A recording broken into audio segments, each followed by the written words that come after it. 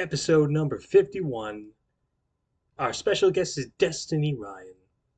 She is a comedienne and a dancer and does a lot of retro stuff. We're going to talk about that and much more in this episode. Hey, what are we waiting for? Let's get this show on the road. These are the performers that I know, I know. These are the performers that I know. These are the performers that I know, I know. These are the performers that I know.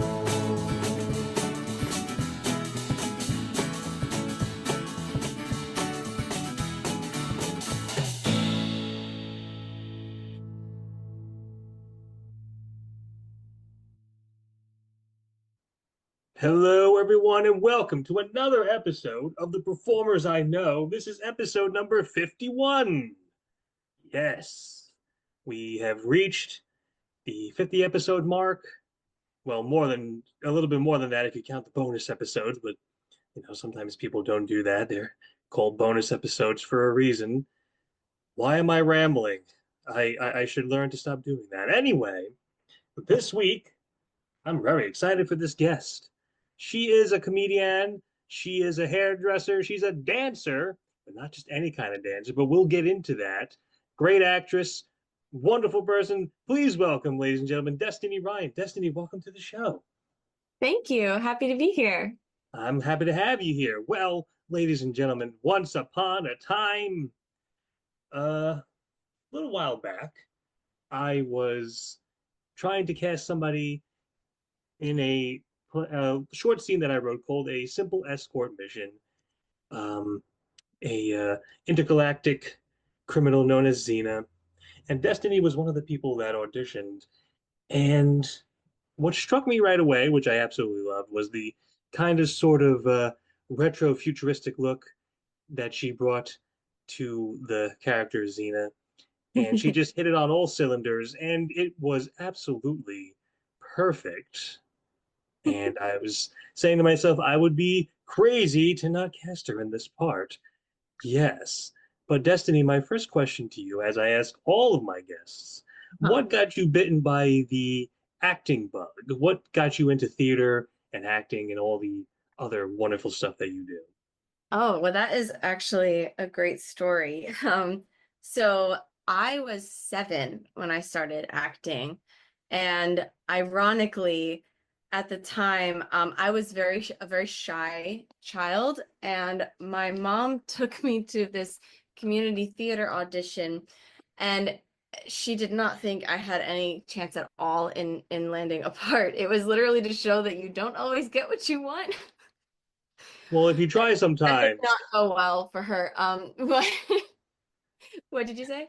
I said, if you try sometimes, you might I find mean, I was like, it was I you. don't know what you're talking about. Apparently, I do. No, But anyway, do go on. it was yeah, it was for a production of The Wiz of the West, and it was this community theater production where basically they would have the kids audition on like Monday, and then like throughout the week we'd have rehearsals, and by Saturday and Sunday we had the performances. So it was a super quick turnaround, fun thing. And I think it was like during the summer or something like that. And I was auditioning for what would have been a flying monkey, but they can't have children flying around for legal reasons. So instead there were tarantulas because it's the Wiz of the West. It's Western. And That so makes a yes, lot of sense. exactly. So I was in this circle of kids, and they were like, okay, everyone, we're gonna go around, and when we get to you, I want to see your biggest, scariest, like roar, like I want to see a scary monster, roar. And so the way I learned, I was just like watching each of the kids, and my mom could see, like she was in the audience watching the audition, and she could see me like watching everyone and calculating, and she'd never seen me do anything like that. She's like, there's no way she's not gonna be able to. And they got to me, and I was like, needless to say, I was cast. And then I was in this production, and the we'll say the tarantula absolutely bit me, but I adored it. I loved everything about it, and I started coming out of my shell more in like real life as well.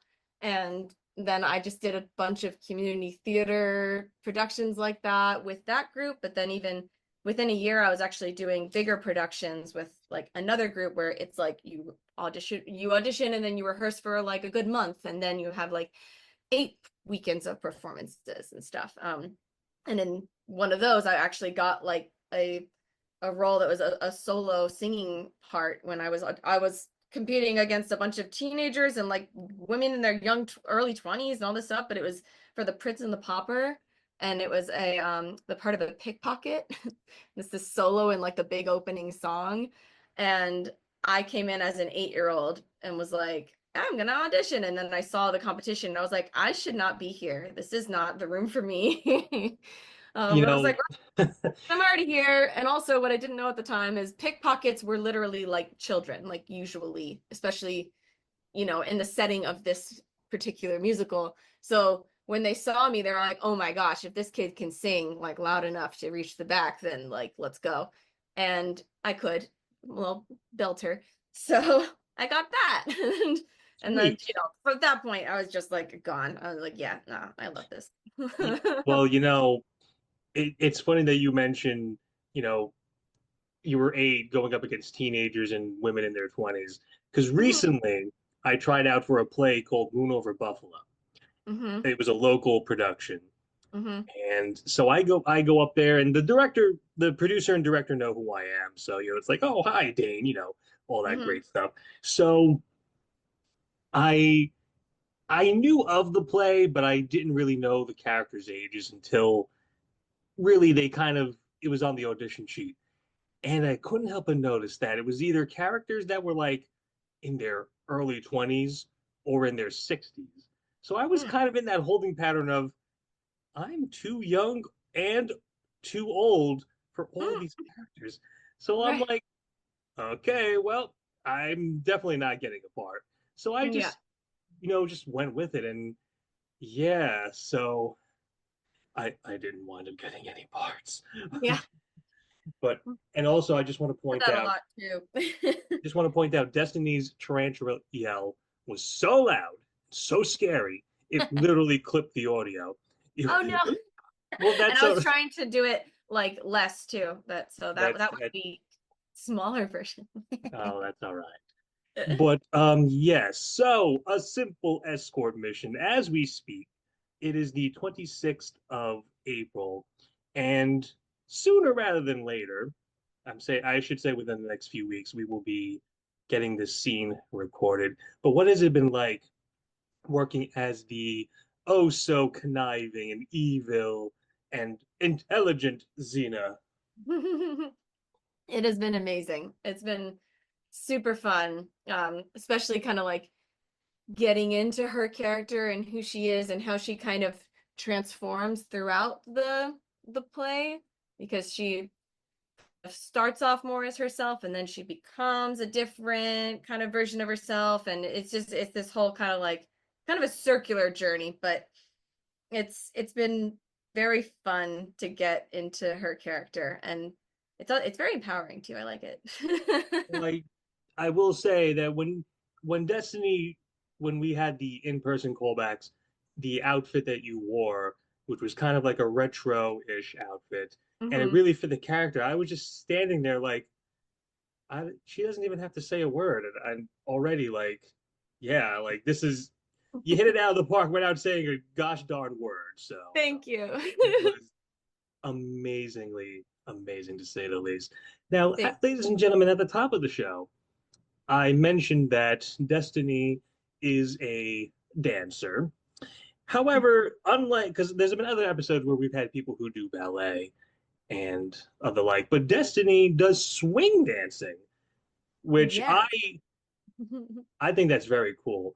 Thank What got you into not just dancing in general, but swing dancing, for a lack of a better term?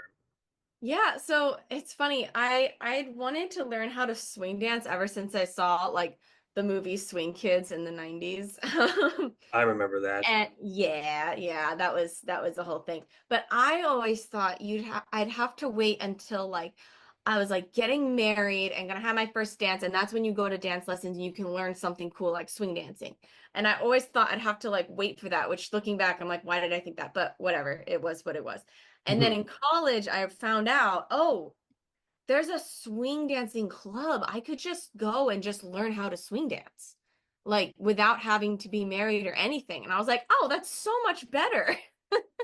And so and ironically, I found out about that actually like my freshman year, and I didn't actually end up going until like my junior year because I was just like feeling shy about it. I didn't know anyone in it or anything. But then my sibling came to college, found out about it, was like, oh, super cool, and just like went. I was like, oh, you can just do that. Okay. Let me know how it is. And they were like, oh yeah, it's awesome. I love it. And I was like, okay, cool, I'm going. And they were like, oh no, swing dancing's my thing. I was like, no, it's not. I'm going. And now Excuse 13, me. yeah, 13 years later, I'm the one still swing dancing. They no longer swing dance. But Okay, so here's yes. the question that I well, first of all, I have to get the right um person's name so I don't screw this question up. Is the definitive um swing dancing song "Jump, Jive, and Wail" by Louis Prima? I mean, that's a definite like that's definitely a swing dancing song, but I mean there are so many, like I don't know. I would be hesitant to say yes, this is the definite Well, that song. I But should say yeah, that was more of a jokey kind of thing than an actual like, oh no, it's this I'm like, song. It's not any other oh, song. yeah, but I mean, probably. I don't know because it seems like anytime I ever see like videos of people doing swing dancing, more often than not, that's the song that plays. Primarily the Louis Prima version, not the Brian Setzer orchestra version. I don't know why. Yeah, yeah, and I mean the version of swing dancing that though I mean I do a bunch of versions, but the main one that I tend to like is called the Lindy Hop, and that was formed in like the 30s and 40s in Harlem, and then was eventually brought over to like Hollywood, and you see some stuff in movies and stuff from it, but it started off actually in Harlem at the Savoy Ballroom. And another form of swing dancing I also like is called Balboa, which that started on Balboa Island in California, um, because basically people were trying to do Lindy Hop in these ballrooms that were like, if there were supposed to be 400 people, there were 1,200 people in there because like Chick Webb or these different huge big bands were there and performing live, and everyone just had to get in there, and we didn't have fire code things the same way we do now. And so it'd be everyone trying to like swing out and do these, the classic poses that you see of like swing dancing where it's like extended, and they couldn't. You were stuck like chest to chest, literally. That was the only room for anything. And so this other form of swing dancing called Balboa was formed where you are chest to chest, and it's a very much smaller movement version. And the fun part about it is you can go very fast, like 300 beats per minute dancing at single time, and it's super duper fun, and it's much more circular, and ironically it looks and feels a little bit more similar to like the waltz, but it's not at all the waltz. Seems like that's a But good way to get some exercise. it's definitely a good way to get some exercise in It's heels. actually, all this talk about the Lindy Hop and swing dancing leads me to my next question. Huh. You are a lover, a fan of the retro look. Yes.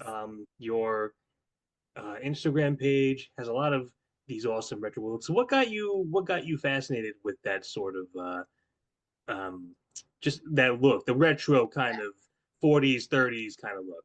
Yeah. Yeah, so I'd always loved vintage a little bit anyway.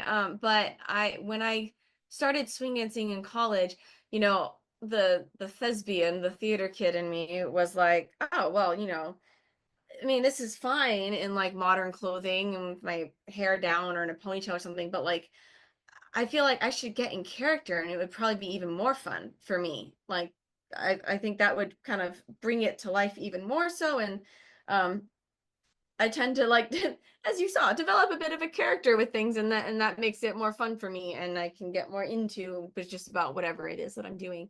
And so I was like, well, let me start learning about vintage clothing and everything for swing dances. So that's also when I started learning how to do my hair, my makeup in a vintage way. and started learning more about 1930s clothing, 1940s clothing, and those styles, and even how to emulate it without actual vintage because vintage is expensive, and I was a poor college student. So I'm like, what kinds of cuts of dresses and stuff could I wear that would look kind of cool and somewhat authentic without having to actually go out and break the bank that I don't have? And trying to ease into this and build my knowledge. And that just kind of took on its own life, and I started getting more and more into it. And then it was also like, well, at this point, like I would go out to like shop for myself, and I'd be like, I kind of only want to buy things that could kind of work with that look. Like I don't really want to buy ripped jeans anymore and stuff, like things that before I'd be like, oh, this is cute, I guess, because it's like a trend, but it doesn't really feel like me necessarily, but I don't know what does feel like me, so whatever. And I started developing my own vintagey sense of style that it started just bleeding into the rest of my life. And now that's kind of like exclusively what I wear. Not only actually literally vintage clothing. I have friends who do that, but I'm kind of too active for that, and I don't have the money you would need to be able to do that. It's so expensive. But these things also like disintegrate literally on your body sometimes, and so that's annoying.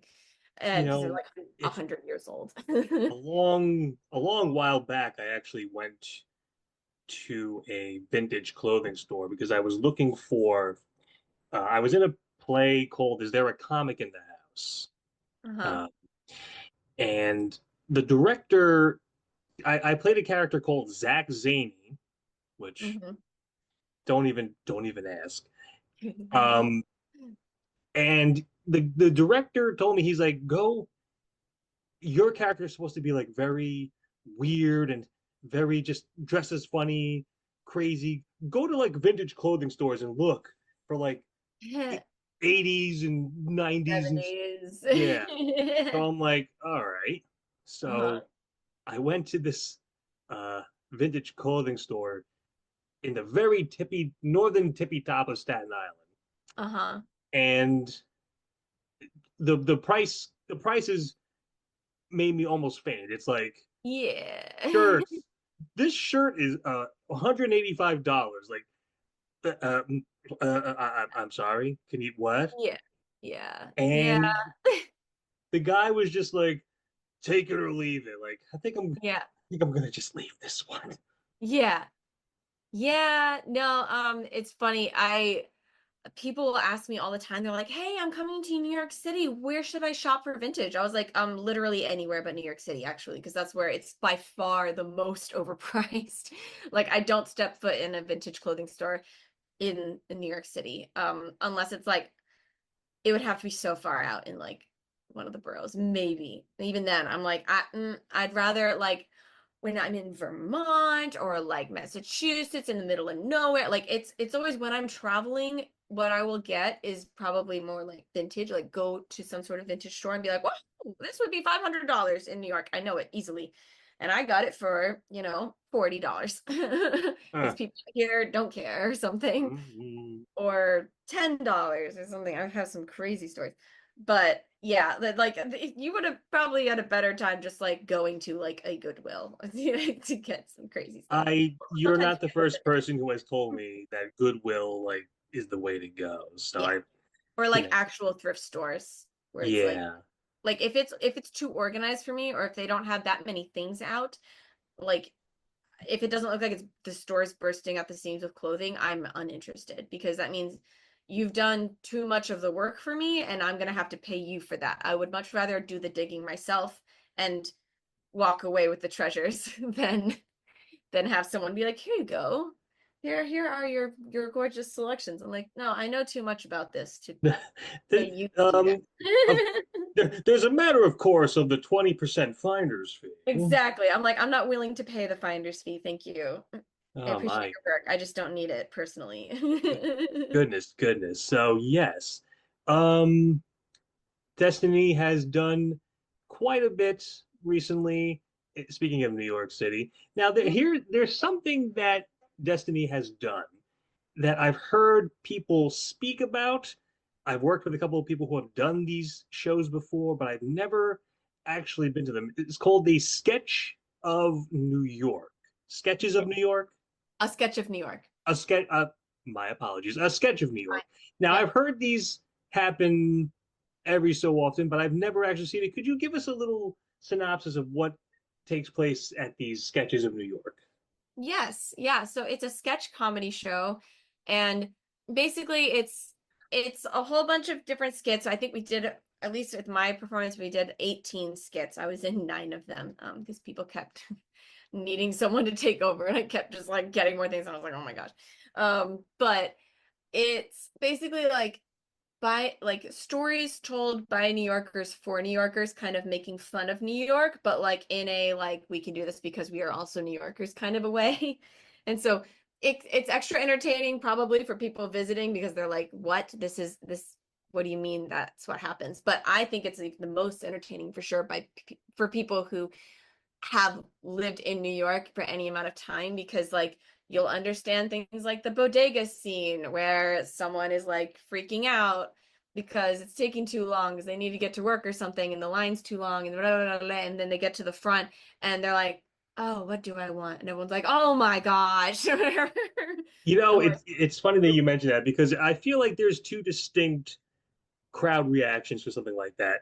I yeah, feel like the tourists would be like, "Oh my God, is this what happens in New York City?" yeah, And the people who live here are like, "It's true. yeah, It's they're like, oh, that's totally what happens. Yeah.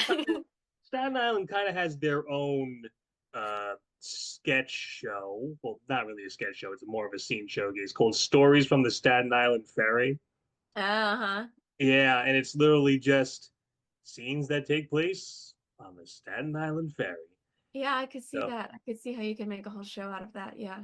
you know, well, it's funny because I write a lot of things, as everybody Yeah. knows, and every time they say, "Oh, we're looking for sketches for the themes from the Staten Island Ferry," there's always some reason that I can't do it. Either I'm in a Ah, show or work no. schedule, and it's like, Yeah. oh, Dang. Yeah, you uh, gotta do that. you know, maybe I so maybe I should join the sketch of New York. Is it Honestly, they're always looking for people too to submit sketches. Like ah, they told us, even they were like, if you have something, you can submit it. And honestly, one of the sketches I was in was like, I think my favorite one was one that was actually written by the a member of the original A Sketch of New York cast, and it was written by a woman, and it's hilarious. It's about dating in New York City, so you can imagine I mean, yeah, hilarity that I feel ensues. like I feel like the number one thing that I see a lot in terms of like one person shows or sketch Mhm. comedy shows is dating in New York is hard. Yeah. So Yeah. It's kind of about how like the bar is like subterranean at this point, and so we're like these two girls meeting up for coffee, and I mean, two women meeting up for coffee, but and we're like talking about these different things, and the one got married and it's great, and the other one is like still kind of out there and having to deal with it, and they're my mom, like if she were wearing pearls she would have clutched them. It was hilarious. oh I had to give her a little oh warning. I was like, just so you goodness know, there's this one sketch that I'm in that you're gonna die a little, but it's just one. It my was like oh my word. yeah, so So funny. you in terms of things that you're doing right now, well, besides a simple escort mission, you actually because and you told me this during actually one of our Zoom rehearsals, you were involved in a reading of some sort about Yeah. a couple of weeks ago. What was the reading? Yeah, so I had one today that I Oh, did. that was today. Oh, yes, yes. Yeah, but there You, was another one that was like literally actually exactly a month ago. So it's this one, it's this group, it's called Theater of the Elephant, and the one today was like a reading of, basically there's these things called the Gospels of Mary Magdalene. And they were oh, yes, basically you like, did tell me about this. yeah, like they're basically, the synopsis of it is there were these like literally buried, like trying to be hidden from history things that were like gospels supposedly written by Mary Magdalene of things that supposedly Jesus told her, and her telling the disciples, and there's a whole bunch of like, you know theological discussion, debate, whatever around it, but they're very interesting and they were hidden for a long time. And this was the first time that I've ever, and everyone else agreed in the room that they'd never heard them like spoken, like read out loud by women in any space in person before. And so it was really, a really cool, powerful moment, very interesting reading. And it's not a religious group or a spiritual group, but a lot of the productions they do tend to maybe border on some sort of a spiritual thing, even different religions. But the part of the reason, not the reason for that, but part of the setting of it is that we have done the readings at Judson Memorial Church, which is a church, but they don't care if anything is like religious that is performed there. It's interesting. It's just a very good artsy space. It's nice. But the other performance was an actual play that we performed. We did a like a workshop reading of it basically, and that was a play called Hole in One, which was a production that was written about the Shinnecock people, who are the indigenous people of like Long Island, and like kind of like the what's that like the Hamptons, yeah. Hmm. And it's like this what if situation of basically like, oh, one of the Shinnecock, well, a member of the Shinnecock Nation, he wins the lottery, and so he has all this money, and he ends up being like, okay, well, I want to buy back some of our land, originally, that he wants to turn into a casino so that the people in his, his community can benefit from it. And the land he wants to buy is the cemetery of the first colonialist church. And they're all like, oh my gosh, how could you do this? How could you want to desecrate our sacred burial site and stuff? And he's like, that I'm literally just going off of what you all have been doing to us for hundreds of years and telling us this is just what normal business is. You've been desecrating our sacred burial spaces and you don't care, turning them into parking lots and stuff. So it's just all I want to do. And you need the money. So, do you want the church to shut down or be willing to sell the sacred burial site? And it's this very interesting dynamic. There's like kind of the colonialists and the the natives, and I was the like storyteller for over the kind of overarching story. So kind of like narrator and introducing the different scenes. But then I was also one of the kind of like colonialists, because we had a couple people had to do like dual roles because people dropping out at the last minute for like medical reasons and stuff. Right. But Hmm. so those were those two things. Same group. But yeah. Ah, very interesting. Great stuff. Well, I'm looking at the old clock on the wall. Well, Yes. I'm in a different location. I'm not in the room that I'm normally in, so the clock has been moved, the non-existent clock on the wall. And I see that we're running just a bit out of time. As wonderful as this has been, we do have one last question for you, Destiny. If someone were to come up to you and say, "Hey, Destiny, I want to do what you do. I want to do sketch comedy. I want to do acting. I want to do swing dancing, whatever." Mhm.